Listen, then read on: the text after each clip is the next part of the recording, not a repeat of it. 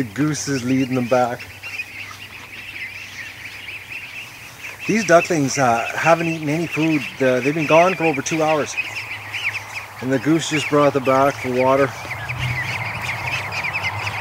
They follow the goose around. It's so funny. Well, they're hungry now. They're wolfing some food down. That goose, I don't get. And he's all by himself. None of the other geese are coming around. It's just him. It's like he's adopted these 100 ducks.